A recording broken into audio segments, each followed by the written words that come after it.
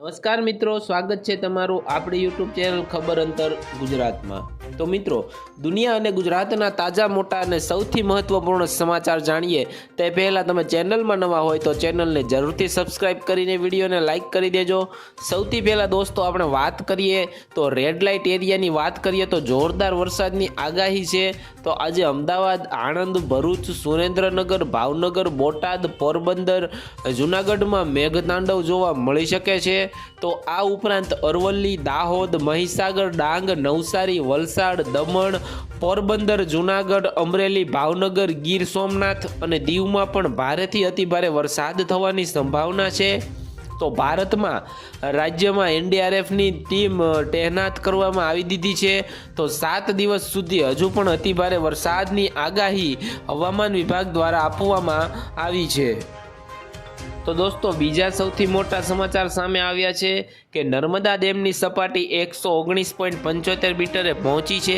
જ્યાં દોસ્તો મધ્યપ્રદેશમાં થયેલા સારા વરસાદના કારણે ગુજરાતની જીવાદોરી સમાન ગણાતો સરદાર સરોવર નર્મદા ડેમની સપાટીમાં નોંધપાત્ર વધારો થયો છે। તો હાલમાં ડેમની સપાટી 119.75 મીટર ઉપર પહોંચી ગઈ છે। તો આ ઉપરવાસમાંથી 55,142 ક્યુસેક પાણીની આવક થઈ ગઈ છે। તો હાલમાં ડેમમાં 53% પાણીનો જથ્થો ઉપલબ્ધ છે, જે ગુજરાતના લોકોને પીવા તેમજ સિંચાઈ માટે પૂરતું પાણી પૂરું પાડશે। તો દોસ્તો, અત્યાર પછી આગળ સૌથી વધુ એક મોટા સમાચાર આવ્યા છે કે ટોલ ટેક્સ અંગે સૌથી મોટું એલાન કરવામાં આવ્યું છે। જી હા દોસ્તો, તો કેન્દ્રીય પરિવહન મંત્રી નીતિન ગડકરીએ ટોલ ટેક્સને લઈને સૌથી મોટી જાહેરાત કરી દીધી છે। જેમાં ગડકરીએ કહ્યું છે કે અમે 3,000ની કિંમતનો ફાસ્ટેગ આધારિત વાર્ષિક પાસ રજૂ કરી રહ્યા છીએ, જે 15 ઓગસ્ટ 2025થી અમલમાં આવશે, જે એક્ટિવેશનની તારીખથી 1 વર્ષ માટે અથવા તો 200 ટીપ્સ સુધી માન્ય રહેશે। તો જે પણ પહેલું હોય એ માન્ય ગણાશે। તો આ પાસ ફક્ત કાર, જીપ અને વાન જેવા બિનવાણિજ્યિક ખાનગી વાહનો માટે ઉપલબ્ધ કરવામાં આવશે। તો મિત્રો, બીજા અગત્યના સમાચાર સામે આવ્યા છે કે કેદારનાથ ધામમાં 47 દિવસમાં 11 લાખ શ્રદ્ધાળુઓનો રેકોર્ડ બન્યો છે। જ્યાં દોસ્તો બાબા કેદારનાથના દર્શન કરવા માટે રેકોર્ડ બ્રેક સંખ્યામાં શ્રદ્ધાળુઓ કેદારનાથ પહોંચી રહ્યા છે। તો પાછલા વર્ષની તુલનામાં આ વર્ષે મુસાફરીની ગતિ સતત વધી રહી છે। તો યાત્રાના માત્ર 47 દિવસમાં યાત્રાળુઓની સંખ્યા 11 લાખને વટાઈ ગઈ છે। તો આ આંકડો 2023માં 70 દિવસમાં પાર થયો હતો, જ્યારે 2024માં 117 દિવસમાં પાર થયો હતો અને છેલ્લા 2 વર્ષના સમગ્ર સિઝનનો રેકોર્ડ તોડવાની અપેક્ષાઓ રાખવામાં આવી રહી છે। ત્યાર પછી દોસ્તો આગળ વધીએ તો સૌથી અગત્યના સમાચાર આવી રહ્યા છે કે અમદાવાદમાં ઘર અને ઓફિસ થશે મોંઘા, 10 ગણો ચાર્જ વધવાનો છે। જી હા દોસ્તો, અમદાવાદમાં હવે ઘર કે ઓફિસ ખરીદવી સૌથી વધુ મોંઘું બનશે। તો એનડીયુએ દ્વારા 40 વર્ષ બાદ પ્રથમ વખત ડેવલપમેન્ટ ચાર્જમાં 10 ગણો વધારો કરવાનો નિર્ણય લેવામાં આવ્યો છે। તો ગઈકાલે મળેલી એયુડીએની બોર્ડની બેઠકમાં આ પ્રસ્તાવને મંજૂરી અપાઈ છે। હવે રાજ્ય સરકારમાં મોકલાશે। તો એએમસી અને એયુડીએ હેઠળના વિસ્તારમાં પ્રતિ ચોરસ મીટર લેખે ₹25થી ₹75નો નવો ચાર્જ લાગુ પડશે, જે આગળ રૂપિયાથી લઈને ₹15 સુધીનો હતો। ત્યારબાદ દોસ્તો ફટાફટ આગળના સમાચારની વાત કરવામાં આવે તો ગુજરાતમાં આ મામલે એલર્ટ જારી કરાયું છે। જી હા દોસ્તો, ગુજરાતમાં હાલમાં 11 જેટલા ડેમોને હાઈ એલર્ટ ઉપર રાખવામાં આવી ગયા છે, જ્યારે 11 જેટલા ડેમો એલર્ટ ઉપર છે અને 10 જેટલા ડેમો વોર્નિંગ સિગ્નલ ઉપર રાખવામાં આવ્યા છે। તો મોરબીમાં ઘણા ગામો પાસે ખારી નદી 2 કાંઠે થઈ ગઈ છે। મોરબીના મચ્છો 3 ડેમના 3 દરવાજા ખોલી નાખવામાં આવ્યા છે। આ સિવાય મોરબી અને માળિયા તાલુકાના 21 જેટલા ગામોને પણ એલર્ટ કરવામાં આવ્યા છે। દોસ્તો, બીજા મહત્વપૂર્ણ સમાચાર સામે આવી રહ્યા છે કે પીએમ મોદી અને ટ્રમ્પ વચ્ચે વાતચીત થઈ છે। જ્યાં દોસ્તો વિદેશ સચિવ વિક્રમ મિશ્રાએ જણાવ્યું હતું કે પીએમ મોદી અને અમેરિકાના રાષ્ટ્રપતિ ડોનાલ્ડ ટ્રમ્પ વચ્ચે 35 મિનિટની ફોન પર વાતચીત થઈ છે। ઓપરેશન સિંદૂર પછીની પહેલી ચર્ચામાં મોદીએ મધ્યસ્થીનો અસ્વીકાર કર્યો હતો. તો પીએમએ કહ્યું હતું કે ભારત આતંકવાદને યુદ્ધ માને છે. તો ઓપરેશન સિંદૂર હજુ પણ ચાલુ છે. તો પીએમ મોદીએ ટ્રમ્પને ભારતની મુલાકાત લેવા માટે પણ આમંત્રણ આપ્યું છે. તો બંનેએ ઇઝરાયલ અને ઈરાન યુદ્ધ પર પણ ચર્ચાઓ કરી હતી. તો દોસ્તો ત્યાર પછી વધુ એક આગળ વધીએ સૌથી મહત્વપૂર્ણ સમાચાર વિશે. 36 થી 48 કલાકમાં 110 જેટલું ક્યુસિક રેસ્ક્યુ કરાયા. તો 134 જેટલા રસ્તાઓ બંધ છે. જ્યારે 12,960 કરતાં વધારે ગામોમાં અંધારપટ છવાયો છે. જ્યાં દોસ્તો ગુજરાતમાં છેલ્લા 48 કલાકમાં સાર્વત્રિક વરસાદે હાહાકાર મચાવ્યો છે. જેમાં એનડીઆરએફ અને એનડીઆરએફની ટીમોને 110 કરતાં વધારે વ્યક્તિઓનું રેસ્ક્યુ કર્યું છે, તેમજ 120 જેટલા સ્થળાંતર કર્યું છે. જ્યારે આ સિવાય કચ્છના સામખિયાળામાં વીજવાયર તૂટતા 5 પશુઓના મોત થયા છે. તો રાજ્યમાં 12,953 ગામોમાં વીજ પુરવઠો પણ ખોરવાયો છે.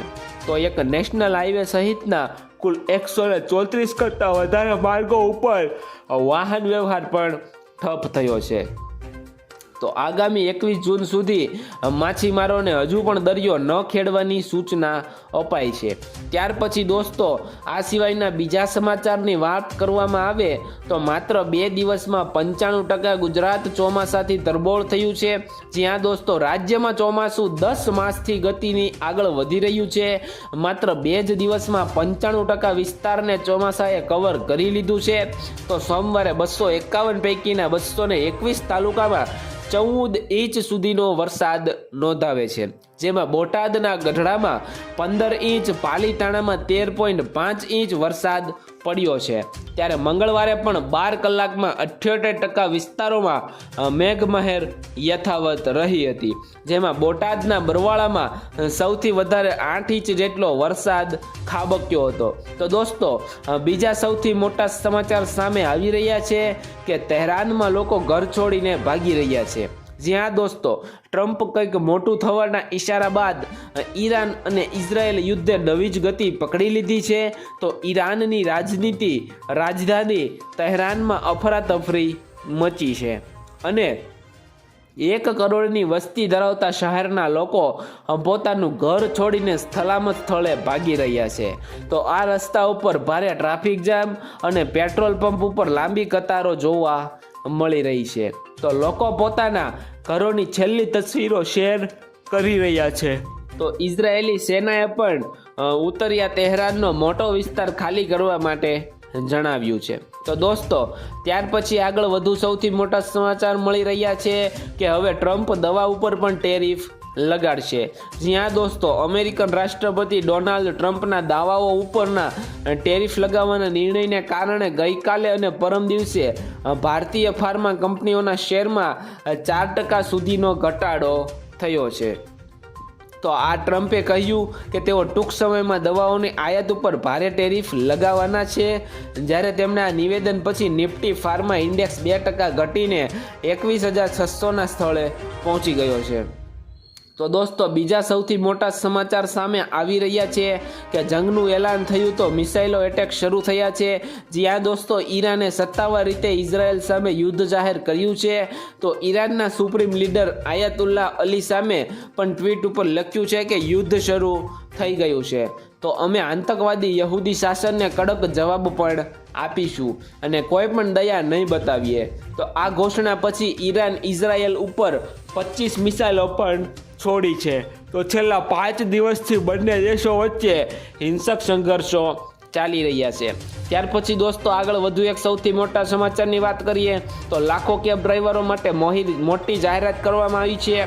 જ્યાં દોસ્તો ઓનલાઈન કેબ સેવા પ્રદાતા ઓલાએ ગઈકાલે દેશના લાખો કેબ ડ્રાઈવરો માટે ખૂબ જ સારા સમાચાર જાહેર કરી દીધા છે. ઓલાએ કહ્યું છે કે હવેથી કેબ ડ્રાઈવરો પાસેથી કોઈપણ પ્રકારનું કમિશન લેશે નહીં. તો ઓલાના આ નિર્ણયથી કંપની સાથે સંકળાયેલા 10 લાખથી પણ વધારે ડ્રાઈવરો હવે કોઈપણ રાઇડમાં કમાયેલા સંપૂર્ણ પૈસા પોતાની પાસે રાખી શકશે. તો હવે તેમને કંપનીને કોઈપણ પ્રકારના કમિશનની ચૂકવવાની જરૂર રહેશે નહીં. ત્યારબાદ દોસ્તો ફટાફટ આગળના બીજા સમાચારની વાત કરવામાં આવે તો અખિલેશ યાદવે સૌથી મોટી જાહેરાત કરી દીધી છે, જ્યાં દોસ્તો યુપીમાં વિધાનસભા ચૂંટણી બિહાર જેના 27ને લઈને સમાજવાદી પાર્ટીના મુખ્ય પ્રમુખ અખિલેશ યાદવે મોટી જાહેરાત કરી છે. તો અખિલેશે કહ્યું છે કે ઇન્ડિયા ગઠબંધન બિહારના 27ની ચૂંટણી લડશે અને કોંગ્રેસના સાંસદ ઇમરાદ મસૂદના નિવેદન ઉપર અખિલેશે વિશેષમાં કહ્યું કે અમે ઇન્ડિયા ગઠબંધનમાં છીએ, જેને બહાર જવું હોય એ જઈ શકે છે. તો ઇમરાને કહ્યું હતું કે સપાને કાર્પેટ પાથરનાર મુસ્લિમો જોયા છે, તો અખિલેશ યાદવે આઝમ ખાનના વિનાશ પર કેમ કાંઈ બોલતા નથી તેવું પણ જણાવ્યું છે. તો દોસ્તો બીજા સૌથી મહત્વપૂર્ણ સમાચાર સામે આવી જાય છે કે ગુજરાતમાં 13 જેટલા આઈએએસ અધિકારીઓ પણ આવી ગયા છે અને અધિકારીઓની બદલી થઈ છે. દોસ્તો રાજ્યમાં વધુ એકવાર બદલીઓ થઈ છે, તો કુલ 13 જેટલા અધિકારીઓને બદલી કરવામાં આવી છે. તો રાજકોટ કલેક્ટર તેમજ જૂનાગઢ મ્યુનિસિપલ કમિશનરની બદલી કરવામાં આવી છે. આ ઉપરાંત અશ્વિની કુમારને પણ રમતગમત, યુવા અને સાંસ્કૃતિક વિભાગના અગ્ર સચિવ તરીકે ભરતી દેવામાં આવી છે.